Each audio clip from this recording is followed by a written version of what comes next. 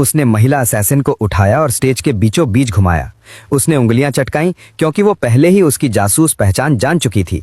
उसने पहले से तैयार धुआं छोड़ दिया और घेराबंदी से सफलतापूर्वक भाग निकला। उसने कार का दरवाजा खोला, लेकिन वहां उसी की घात लगाए वो मौजूद थी। उसने गोलियां चलाईं, लेकिन टारगेट हेडलाइट्स और रियर व्यू मिरर थे। उसने बंदूक फेंकी और हाथ हिलाकर अलविदा कहा। वो भड़क गया। वो मोटरसाइकिल से गलियों में तेजी से निकली। उसने अपनी एसयूवी एक दीवार तोड़कर चलाई और सीधे छत पर जा उतरा। दो बिंदुओं के बीच सबसे छोटा रास्ता सीधी लाइन होती है। उसने असैसिन का पीछा किया, निशाना साधा और टक्कर मारने के लिए तेजी से बढ़ा। उसने अचानक हैंडल घुमा दिया और दोनों एक दूसरे के बेहद करीब से गुजर गए। उसकी गाड़ी जमीन पर गिरकर पूरी तरह टूट गई और टारगेट गायब हो गया। उसने अपने पार्टनर को बैकअप के लिए कॉल किया। सामने से असैसिन फिर से आ रही थी। वो खड़ा हुआ और उसने उसे नंगे हाथों से पकड़ लिया।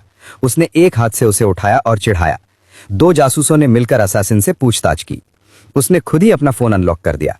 असल में गद्दार तो उनका सीनियर निकला। उसने तुरंत लीडर की कॉल काट दी, लेकिन असैसिन ने अपने हार से एक शीशी निकाली, उसे पिया और फिर और कोई जानकारी देने से मना कर दिया।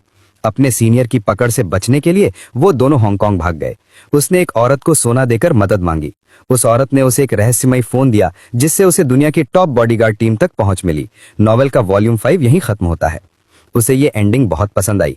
उसने अपना ग्लास उठाया और अपने सपनों के प्रेमी के साथ जश्न मनाया। अपना बैग कंधे कर डाला और वॉल्यूम 6 के लिए इंस्पिरेशन की तलाश में निकल पड़ी। एक आवारा उसके सामने आकर बैठ गया। सॉरी, नहीं, ये सीट पहले से रिजर्व्ड है। उसने अपना नॉवल निकाला और ऑटोग्राफ मांगा। उसने पलकें झपकाई और नजर धुंधली हो गई। वो आवारा अब उसके नॉवल का मेल लीड बन चुका था। उसने बार बार देखा, फिर भी समझ नहीं पाई कि ये क्या हो गया।